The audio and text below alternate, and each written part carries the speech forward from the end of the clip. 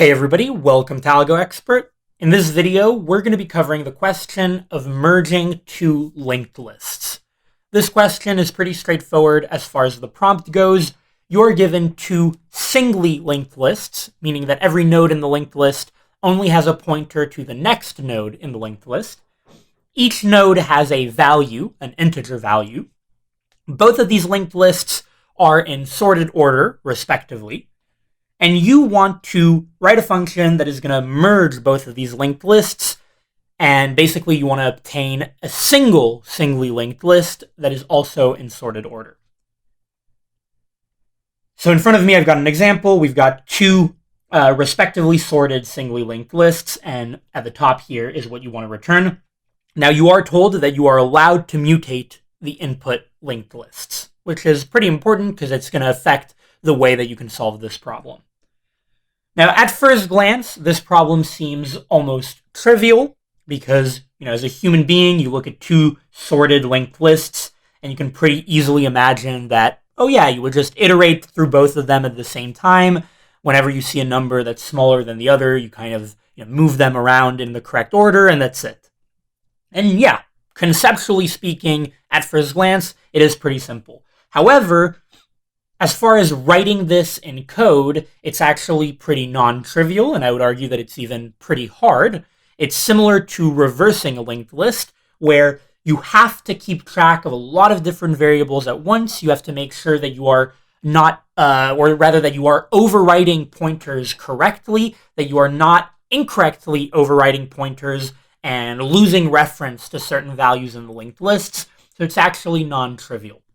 With that, let's actually see how we solve this problem. We're going to cover two types of solutions. The first one is going to be iterative, and the second one is going to be recursive. And let's start with the iterative version. So let's say that we do iterate through both linked lists. We just said it would make sense to iterate through both of them at once and to kind of see when we have to move numbers around or move nodes around. What would make us have to move a node around? What would make us have to overwrite certain pointers of a node? Well, first of all, we'd have to decide what our final linked list is going to be. And conceptually, what is the linked list that we're going to eventually return at the end of our function? And so here, for our solutions, I'm just going to arbitrarily say that the first input linked list, this input linked list, is sort of the linked list that I'm going to be mutating for the most part. Okay, that's going to be kind of our base linked list. Okay, so now if we're iterating through both linked lists at once, how do I know if I have to insert maybe a node from the bottom linked list into the top linked list? Well, it's going to be if I'm ever at a point where the node that I'm currently at in the second linked list is smaller than the node that I'm currently at in the top linked list. Right, so you can imagine, let's say we're iterating through both of these linked lists, and let's say we are here at the 6 in the first linked list and at the 4 in the second linked list. Right? Imagine that we've just found ourselves at this spot. Well, here you can imagine that we would say, wait a second, 4 is smaller than 6, so we have to make 4 somehow come before the 6. Like suddenly we have to make, this 4 point to the 6. Again, disregard the fact that we've got this 2 here for now, but the point is, we saw that 4 was smaller than 6, so we said, okay, we have to do some stuff and make the 4 point to the 6.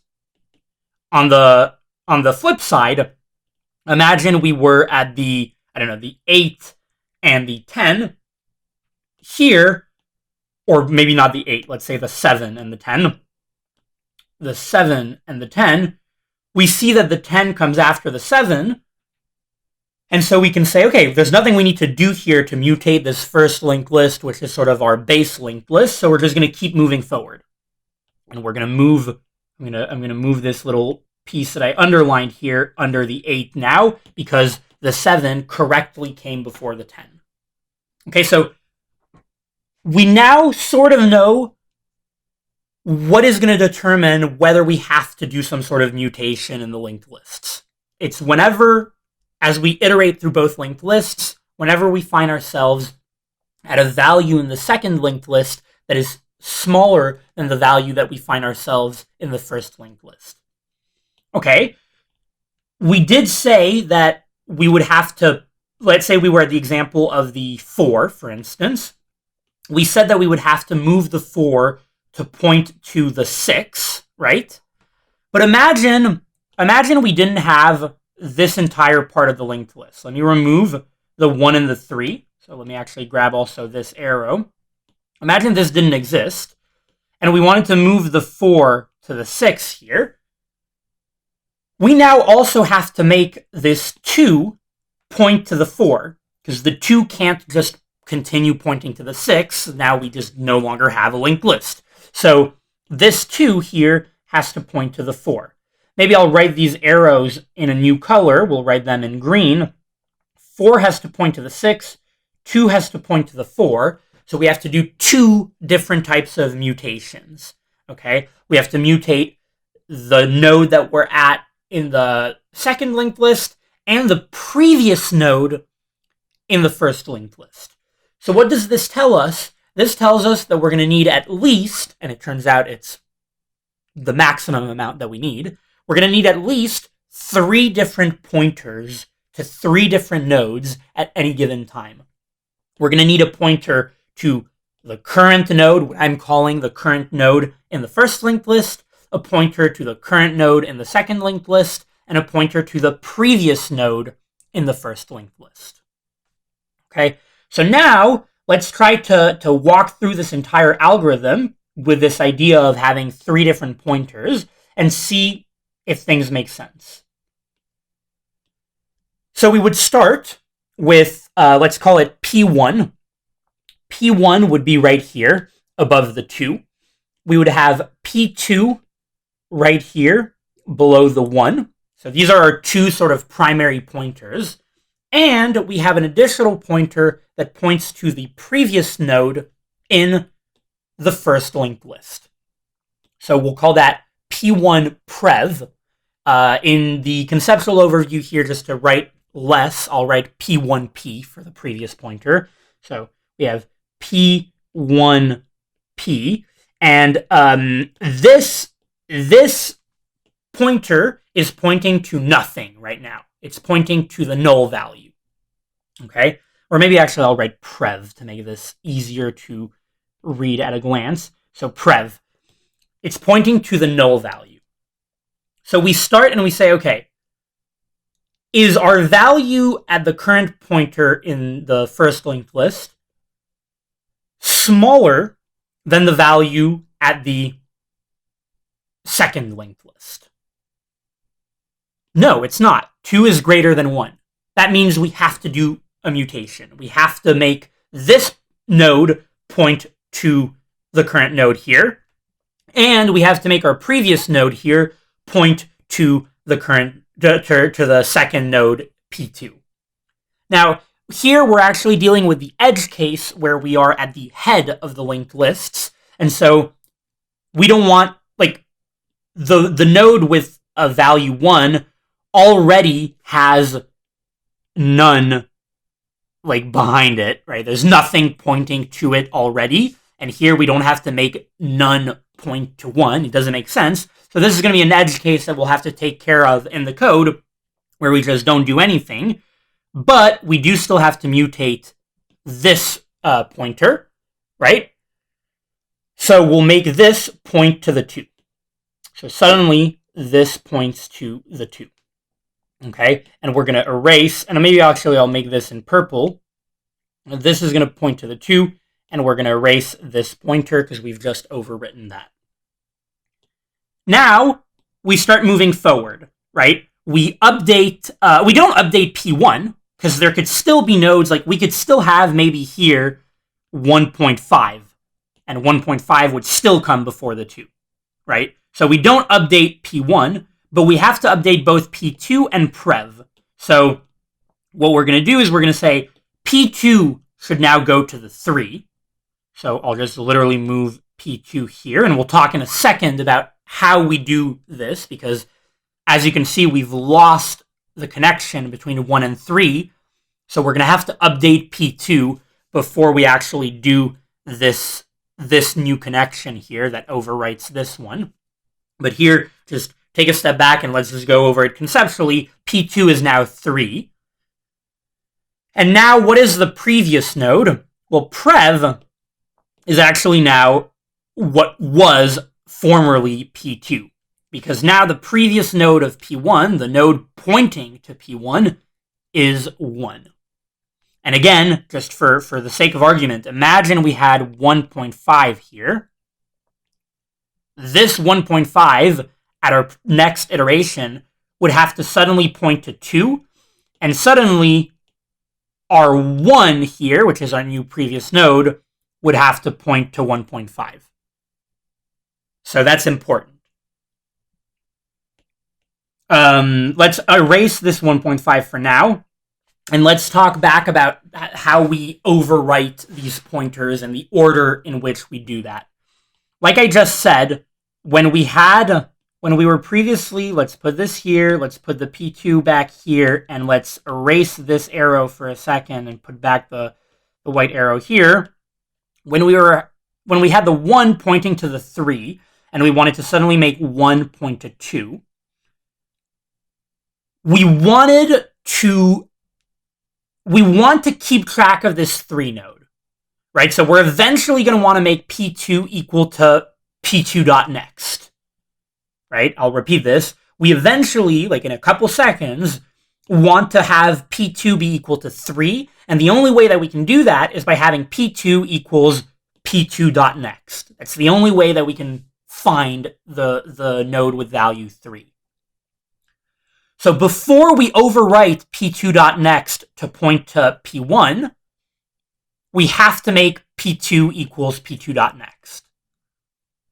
But if we do P2 equals P2.next, we will suddenly lose track of P2, and we won't be able to overwrite P2.next to point to P1, and we're also not going to be able to make this previous node be equal to P2.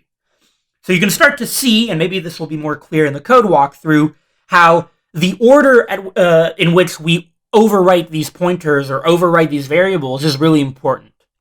The order in which we want to do it is as follows. We want to say, hey, grab the previous node and make that point to P2. So prev is now equal to P2. Then say P2 is equal to P2.next, right? P2 is equal to P2.next, and then say prev.next, which is the former P2, right? Prev right now is the former P2. Prev.next equals P1. And that means write this purple arrow and erase this white arrow. And now, as you can see, we've overwritten all of these variables and mutated these linked lists in the correct order, such that we still have our former P2, which is now prev. We have our next P2, which is 3, but nothing is pointing to this new P2 anymore, right? There's no way that we can go back from P2 anywhere else, except forward in the second linked list.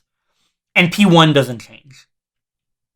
Okay, so we've spent a lot of time on this first mutation. Now let's keep moving forward. We now have P1 and P2. Is P1, the value at P1, smaller than the value at P2? Yes, it is. 2 is smaller than 3. So in that case, this is not the case that we had originally, where 1 was smaller than 2.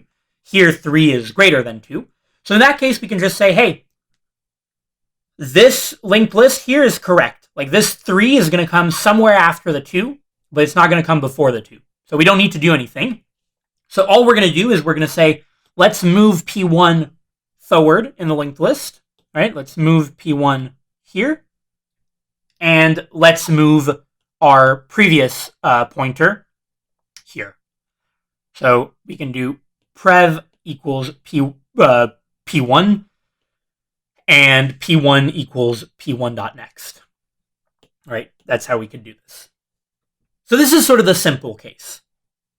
We've just said, okay, we didn't have to mutate the linked list. We're going to move these 2 pointers 1 spot forward in the first linked list. Okay, now let's keep going. P1 compared to P2. 6 compared to 3. 6 is greater than 3. That means 3 has to come before the 6. So what do we have to do? Well, remember, we want to make this 3 now point to 6, but we also need to make the previous value point to 3. In the previous case, we were dealing with the edge case where we were at the head of the linked list, so the previous value used to be none, but now we have one more step to do because prev is not none, prev is 2, right? So just to clarify, like we now have to do 3 pointing to 6 and 2 pointing to 3, which we didn't have to do earlier because prev was just like the none value. But so this is just going to add one additional step where we're going to say, okay, let's make sure we do this in the correct order. Since prev is an actual node, we're going to do prev.next equals p2. So we erase this first white arrow here and we say prev.next equals p2. We now have 2 pointing to 3, prev pointing to p2. Then we say prev equals p2. That way we will never lose reference to p2. Prev equals p2. p2 equals p2.next. Prev is equal to the former p2. p2 is equal to p2.next. And then prev.next equals p1. This erases this arrow, and we point from 3 to 6. And we're good now. We have correctly kept track of all the variables. We have mutated the linked lists correctly. And now P2 is at the next number in the linked list. And we no longer have reference from P2 to any other node behind it. We only have reference to nodes in front of it. But we're in a good spot. And now we're going to keep going, right? And I'm going to try to go a little bit faster now. So we've got P1 here. We compare P1 to P2. Is 6 greater than 4? It is still greater, so we still have to do mutations. Okay, so what did we say we do? We look at the prev node. Prev node is not none. It's not like at the head of the linked list. So we're going to have to overwrite both this edge here and this edge here. So we'll start with this edge. So prev.next is now going to point to P2. So we're going to erase this arrow and make it point to P2. Prev.next is equal to P2. Prev is now equal to P2. P2 is equal to P2.next. And prev.next, which is prev is the former P2, is now going to point to P1. And boom, same thing, right? We've correctly overwritten all of the variables. We have not lost track of variables. We have mutated the linked lists correctly, and we keep moving forward.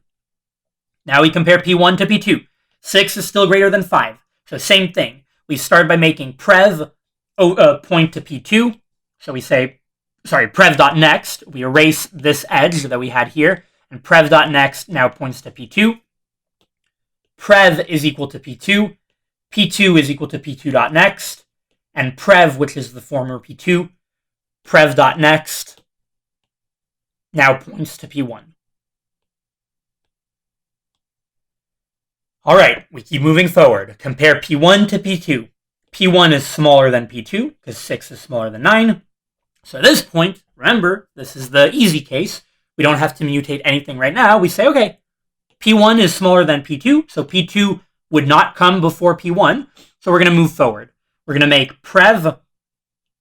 Prev is now going to be equal to P1, and P1 is now going to be equal to P1.next. Compare P1 to P2. P1, 7 is still smaller than 9. So prev is now going to be equal to P1, and P1 is now going to be equal to P1.next. Same thing. P1 compared to P2. 8 is smaller than 9. So prev is going to be P1, and P1 is going to be P1.next. Let me erase this little thing. Now here we're at the interesting case where P1 is now null, or the none value. And at this point, we have to do one last check sort of at the end of our algorithm where we say, hey, if P1 is ever none, then we're done. We know that we have no more values in the first linked list, so every value in P2 should be appended to the end of our main linked list. So basically we can say prev.next should point to P2 and we're done. So instead of prev.next pointing to the null value here, we're going to say prev.next now points to P2 and we are done. Now we really have our full linked list, as you can see. And that's it. This is our algorithm. Now there's one more little caveat, which is that I suppose that there's another example that might be worth looking into, which is imagine we had, I don't know, 11 here. Imagine there was the number 11 here in the first linked list. We would have eventually reached a point where we had the null value in P2.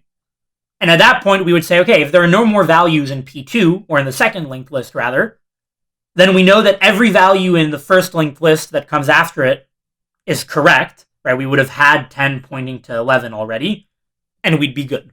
And we would basically not have to do anything. And this will make a bit more sense in the code probably when we get into it. As far as one more little edge case to take care of, it's the case where at the very beginning you saw that the head of the linked list, the head of the new linked list is either going to be the first node in the first linked list or the first node in the second linked list. And depending on that, you will want to return a different node, right? So because remember, and this will make more sense in the code, but you are taking two inputs, head 1 and head 2. And so basically at the very end, you can say, hey, if head 1 is smaller than head 2 as far as value is concerned, then head 1 is likely, or not likely, is certainly the head of the new linked list. So I'm going to return head 1. Otherwise, I'm going to return head 2. Again, this will make more sense in the coding walkthrough, but that's just one little thing to keep in mind, which head of which linked list you're going to be returning. So as far as time complexity and space complexity is concerned, this is going to be pretty straightforward. The time complexity is going to be O of n plus m time, where n is the length of the first linked list and m is the length of the second linked list, or the number of nodes in these linked lists. Why is it n plus m? It's pretty simple. We're iterating through every linked list, or through every value in the linked lists once, right? Or at least once. We never stay more than once at a certain node unless we're further traversing the other nodes of the other linked list, right? So like, for instance, imagine we have the linked list 1, 2, 3, 4, and then the number like 10. We would stay at 10 while we iterate through 1, 2, 3, 4, right? But overall, we would have done 1, 2, 3, 4 iterations, and then a fifth one with 10, and that's it.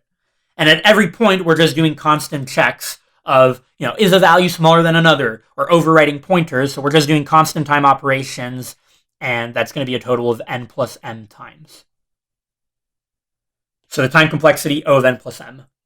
As far as the space complexity is actually going to be constant space, if you think about it, because yes, we are keeping track of, we're going to have like a few variables for constant space. We're going to have a few variables for our pointers of our various nodes, but these variables are going to be, just like 3 variables for P1, P2, and prev, or P1 prev, as I'm going to call it in the code. That's constant time space. And we are mutating our linked lists with the existing linked list nodes because we're told that we're allowed to mutate them. So we're not using any auxiliary space. So the space is O of 1. Now, before I jump into the code walkthrough, I did mention that there were 2 solutions that we wanted to cover, one of which was iterative, that was this one, and the other of which was recursive.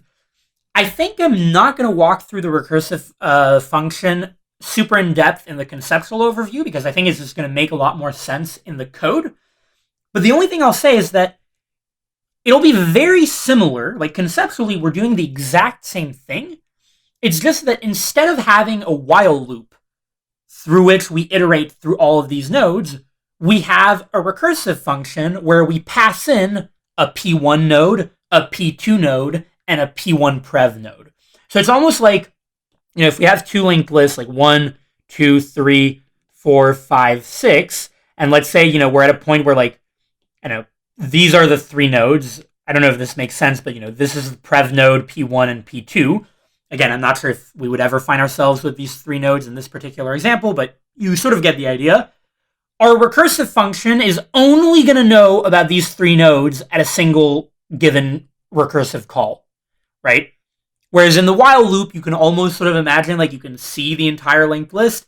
Here with the recursive function, we're only going to be dealing with three nodes at once, but it's going to be the same thing. We're going to be overwriting them in almost the same way, and it's just going to be the same thing. So we'll dive into that in the code walkthrough. It'll make a lot more sense when you actually see the code.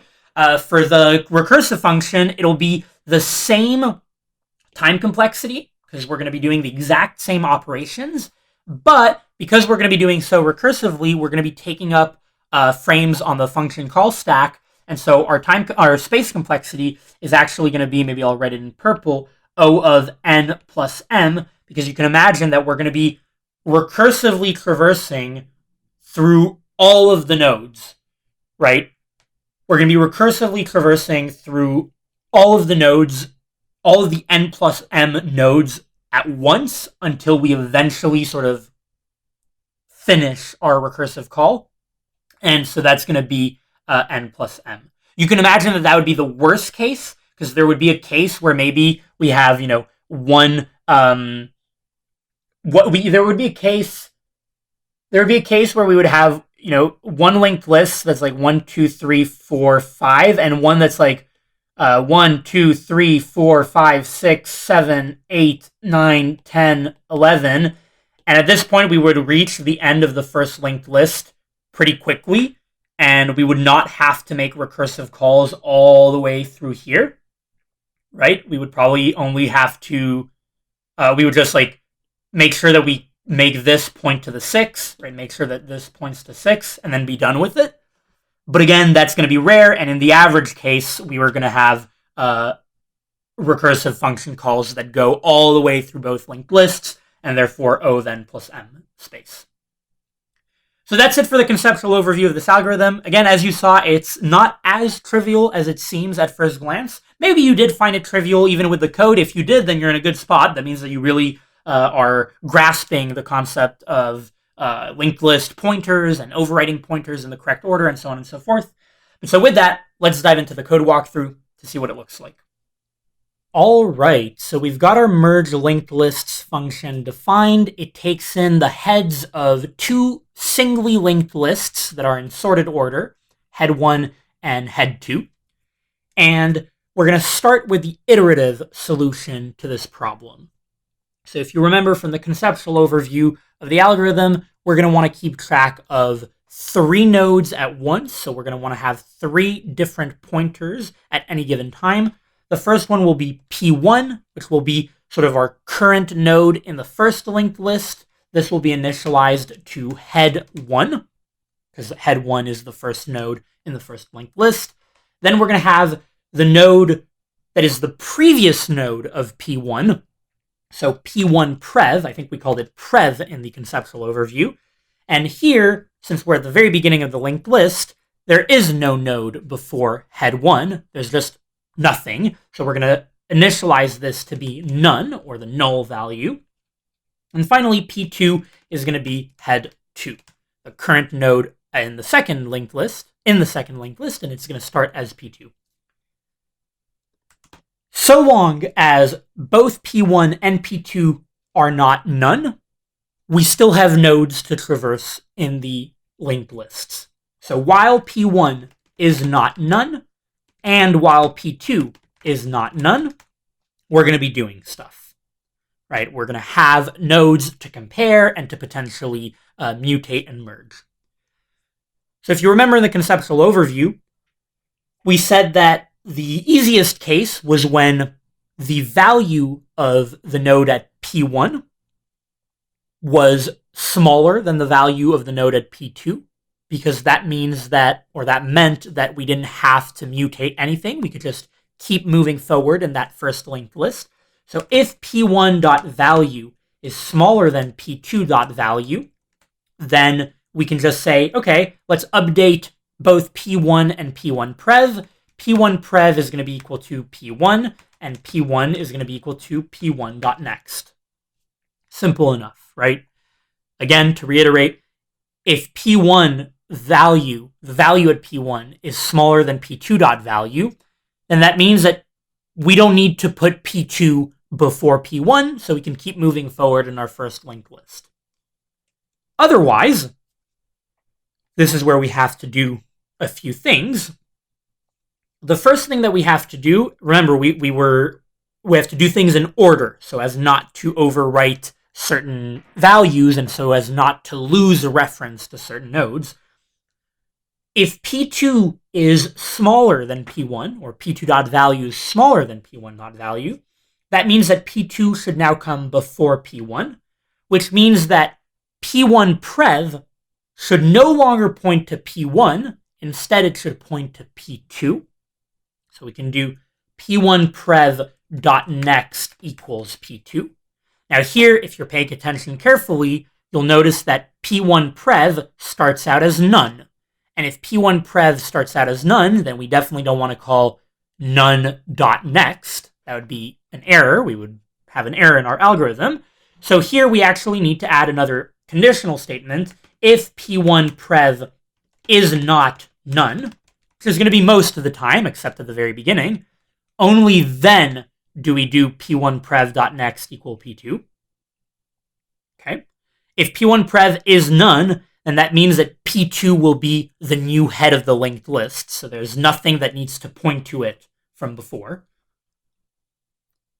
So P2 is going to be, P1 prev is going to be, .next is going to be P2 if P1 prev is not none. And then we can say, okay, well, now we want P1 prev to be equal to P2, because as we move forward in our iteration through the linked lists, the new P1 prev is now going to be P2. So P1 prev is going to be P2. Then P2 is going to be P2.next. And finally, P1 prev.next. Here again, we're overwriting the former P2. Like what we were considering to be P2, we're overwriting its .next value to be P1. Right? And again, the reason we have to do it in this order is because we need to keep track of the next value for P2. But we can only do this, we can only get that next value before we overwrite the current P2's .next value. And we need to get P1 prev to be equal to P2 before we overwrite P2. So this is why we have to do everything in this order. And finally, eventually we will get out of the while loop, either when P1 is none or P2 is none. If we are at a point where P1 is none, meaning we've run out of the first linked list and we still have values in the second linked list, that means that every value in the second linked list, starting at whatever our P2 is, has to be appended to the linked list. So we can do if P1 is none, then P1 prev.next is equal to P2. Right? So if P1 is none, we've run out of values in the first linked list. That means that P1 prev is the final node in the first linked list. And that means that P1 prev.next should point to P2 and all of the nodes thereafter. If we're at a point where P2 is none, we don't need to do anything, because that means that every node in P1 is correctly pointing, or like the last node in P1 is pointing correctly to all of the other nodes in P1, which should be indeed appended to the end of the linked list that we want to return. And finally, the last thing that we'll do when we return the linked list, we have to figure out what is the new correct head of our merged linked list. Well, it's going to depend on whether head 1 or head 2 was smaller or had a smaller value than the other. So we can say return head 1 if head 1 dot value is smaller than head 2 dot value, else head 2. So we can do a ternary operator here and return the correct head. And so to be clear, basically here, when we said, if P1 prev is not none, there's a case where P1 prev is none. And if P1 prev is none, then, and we're at this point in time, that means that P2 dot value was smaller than P1 dot value when P1 prev was none. So that would be the case where the head of the second linked list is the smallest value and has to be the thing that we return. But again, we capture that in this final ternary here. Okay. So that's the algorithm. This runs in, we said, O of n plus m time, where n is the length of the first linked list and m is the length of the second linked list. And then as far as space complexity, is going to be O of 1 space. This is because we iterate overall through all of the nodes, and we just do constant time operations at every node. These are all constant time operations. And O of 1 space is because we've actually not created anything new. We've mutated our lists because we were told that we were allowed to mutate them. And we've, kept track of a few variables, 3 variables, throughout the algorithm, but we haven't used any more space, at least not space that grows with respect to the length of the inputs. So that's the first solution, the iterative solution. Now let's try to do the recursive solution. I'm going to comment this out, and I'll give myself some space here. The recursive solution is going to be very similar. So of course it's going to take head 1 and head 2. It's going to be very similar, except obviously we're going to be using a recursive algorithm. So we're going to make a call to our recursive function, recursive merge, probably, that's what we'll call it. And this recursive merge here is going to take a few parameters.